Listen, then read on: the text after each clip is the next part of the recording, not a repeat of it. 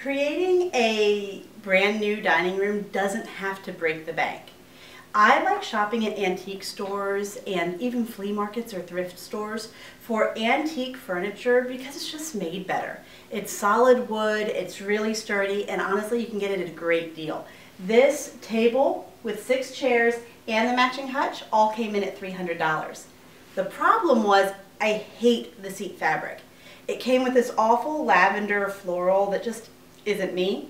So I'm going to show you today how to take furniture that you love but breathe new life into it with a brand new seat cover. This is so easy, anybody can do it. You don't have to know how to sew. All you need is a little bit of free time, a hammer, a screwdriver, and a really good staple gun. Before we can get started, we have to go fabric shopping. And most decorator fabrics, which is what you're going to want to use for this because they're more durable, is 54 inches wide. Take the widest part of your chair and a flexible measuring tape and measure from the base the whole way across. My widest point is 24 inches and I'm going to want to allow a 1.5 to a 2-inch seam allowance for stapling it underneath. But even with that seam allowance, I'm going to be able to get 2 seat cushions out of 1 width of fabric, which means I can do all 6 chairs with 2 yards. I want to talk to you a couple minutes about fabric selection because you will have so many choices when you go to the fabric store. I chose technically a plaid, but because the plaid is so small, it really reads like a solid, which is what I wanted because I like using a bigger pattern on my actual tablecloth. But if you want something a little bit bolder, you can choose something with a big pattern, such as this medallion print. The problem with this is you're going to want to make sure that you have extra fabric if you choose something with a large print, because you need to be able to center the same medallion in the center of every chair that you do so that it all looks cohesive. You can do this by looking at the manufacturer instructions for the vertical repeat and the horizontal repeat. The vertical repeat will tell you how many inches it is from the same spot in the fabric, and the horizontal repeat will do the same thing. Both of these measurements will factor into how much yardage you need to complete your chairs. The second thing to consider is the fabric itself. If you choose a chenille, a velvet, or an ultra suede, there's a nap to the fabric. And a nap means that when you graze your hand over it, it looks different colors based on what direction it's going. Because of this, you're going to want to make sure that every seat is cut on the same grain. They're either all vertical or they're all horizontal. Otherwise, when you get them covered, some will look lighter than others and it won't look like the same fabric is used on all 6. Our first step is going to be to turn our chair over and unscrew the seat from the chair itself. You should have 3 or 4 holes on the bottom and there's a long screw in there. Just get your screwdriver and start unscrewing those screws. I started by placing my fabric on the ground and cutting a square out that's a couple inches longer on all 4 sides. Before I can staple it to the chair itself, it's important to make sure you're doing the right side down. The right side of the fabric is the side that you want to be showing at the end. The wrong side of the fabric is the underneath of the fabric. So place it right side down and then center your seat on top.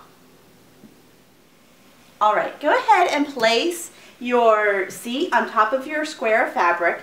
I do have both a vertical and a horizontal stripe to my fabric, so I made sure that my seat was on nice and square so that those stripes stay square.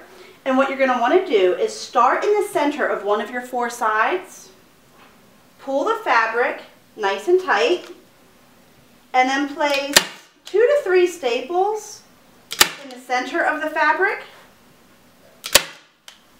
And then after you have some in the very center, you're going to want to do the exact opposite side. You're going to want to pull nice and tight without warping your fabric. And put 2 or 3 in the center of the other side as well.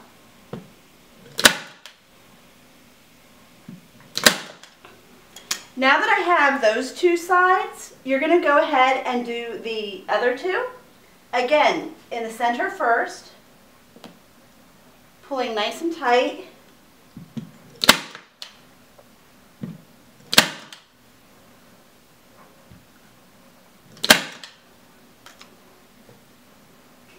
and then on the other side as well.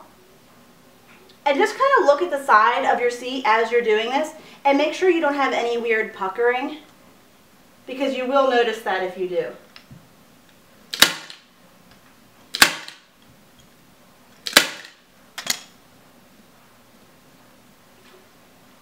At this point, I like to flip it over and make sure that everything looks good. I don't have any excess fabric.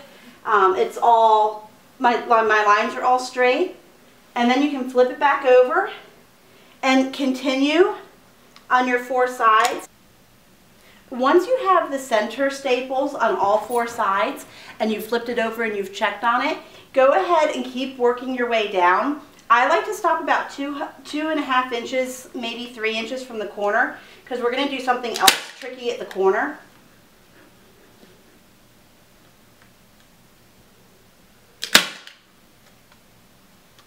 And you can't have too many staples.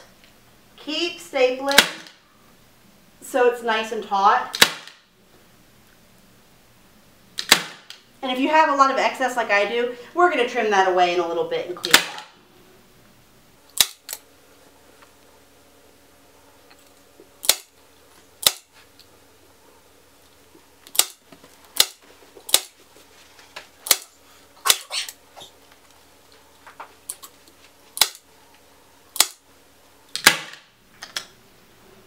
Alright, now I'm going to show you one of the corners. First, you don't want so much extra fabric at the corners. I'm going to do this corner because I've actually done both sides. So I'm just going to trim away some excess fabric.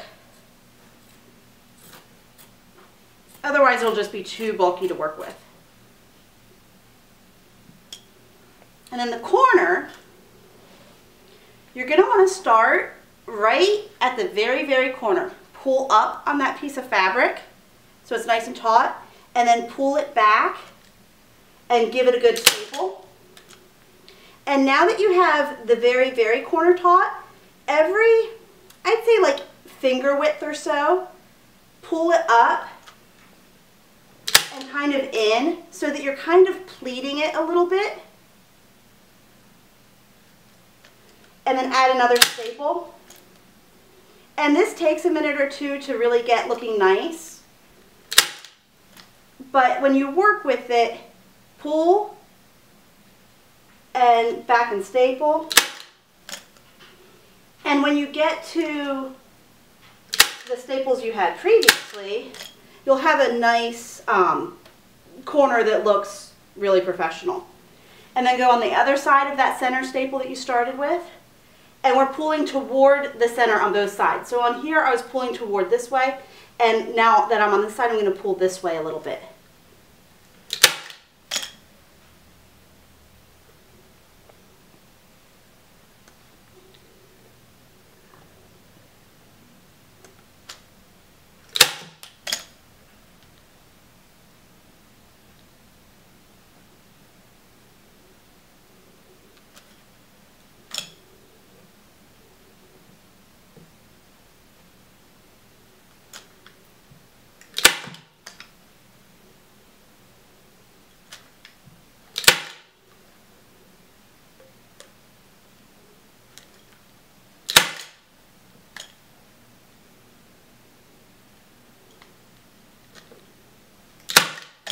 And this one staple that I already have, I actually want to move because I want to make this a little bit more taut. So I'm just going to take a flathead screwdriver and work that one staple back out, which is really easy to do. And then just pull it a little bit more taut and replace it. You do that same thing with this one. But when you work with this, you really do get a nice finished product.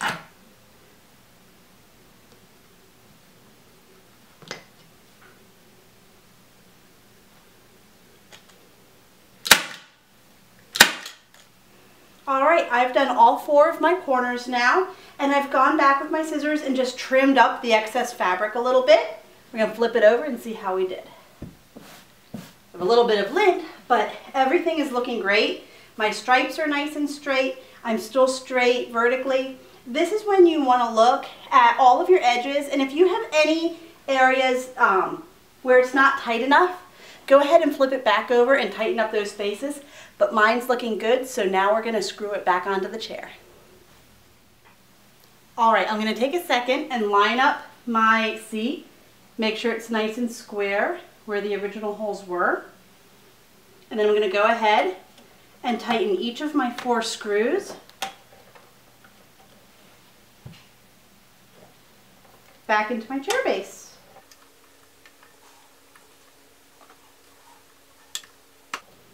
And in a minute, we're gonna have a finished chair.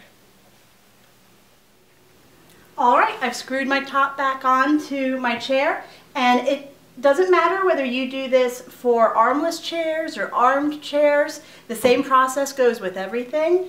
Another thing that you could do if you wanted was do all of your armless chairs that are on the side of your table in one fabric, and do your 2 end chairs, your armchairs, in an alternating fabric in a bolder print to spice things up a little bit. I hope you are inspired to do this for your own furniture and breathe new life into an old piece.